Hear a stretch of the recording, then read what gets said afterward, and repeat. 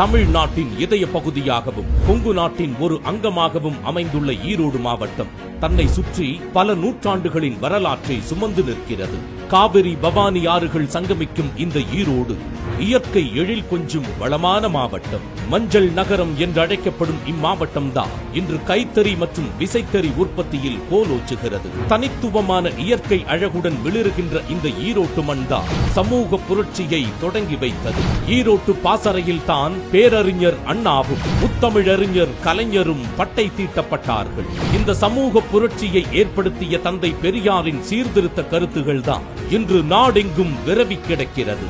இதைத்தான் முத்தமிழறிஞர் கலைஞர் அவர்கள் பாராட்டி போற்றி வந்த பழமை லோகம் ஈரோட்டு பூகம்பத்தால் உடையுது பார் என்றார். பெரியாரின் கொள்கைகளை சட்டமாக்கி எல்லார்க்கும் எல்லாம் என்ற சமூக நீதி பாதையில் வீறு நடை போடும் மாண்புமிகு தமிழ்நாடு முதலமைச்சர் திரு மு.க. ஸ்டாலின் அவர்களை பெரியாரின் மண் வரவேற்று மகிழ்கிறது.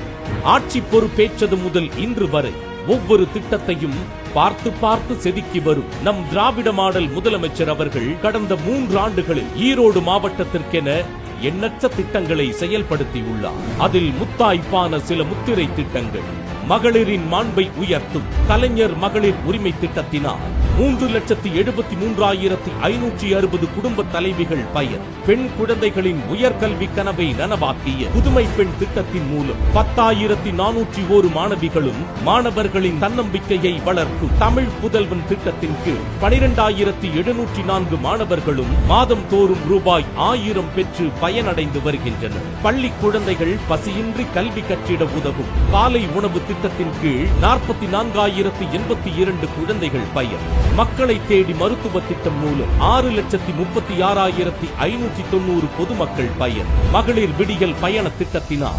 35,33,335 பயணங்கள் மேற்கொள்ளப்பட்டுள்ளன. 5,05,329 சுய உதவிக்குழு மகளிருக்கு ரூபாய் 2,839.74 கோடி வங்கிக் கடன் இணைப்பு. இவை மட்டுமா? ஈரோடு, திருப்பூர், கோயம்புத்தூர் மாவட்டங்களின் நீண்ட நாள் கோரிக்கையான அத்திக்கடவு அவிநாசி திட்டம் செயல்பாட்டுக்கு கொண்டு வரப்பட்டுள்ளது.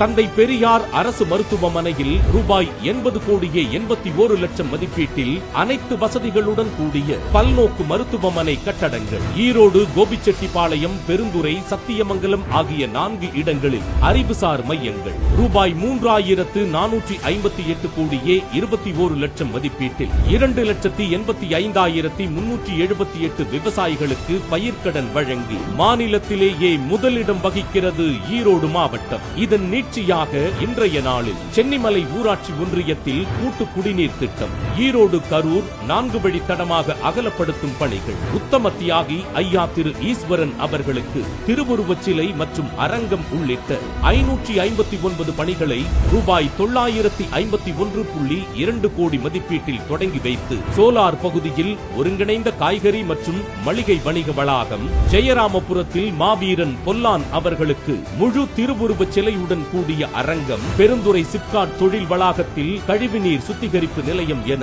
ரூபாய் 133.66 கோடி மதிப்பிலான 222 புதிய திட்டப் பணிகளுக்கு அடிக்கல் நாட்டி ரூபாய் 284.02 கோடி மதிப்பில் 50,088 பயனாளிகளுக்கு பல்வேறு நலத்திட்ட உதவிகள் என மொத்தம் ரூபாய் 1,368.88 கோடி மதிப்பிலான திட்டங்களையும் நலத்திட்ட உதவிகளையும் வழங்கிய திராவிட மாடல் அரசின் முதலமைச்சர் அவர்களுக்கு ஈரோடு மக்களின் சார்பாக இதயபூர்வமான நன்றியினை தெரிவித்துக் கொள்கிறோம். குடித்தழீ கோலோச்சும் மாநில மன்னன், அடித்தழீ நிற்கும் உலகு என்ற வான்புகழ் வள்ளுவனின் வாக்கிற்கேற்ப குடிமக்களை அரவணைத்து நல்லாட்சி நடத்தும் மாண்புமிகு தமிழ்நாடு முதலமைச்சர் அவர்களை நானிலமே போற்றுகிறது.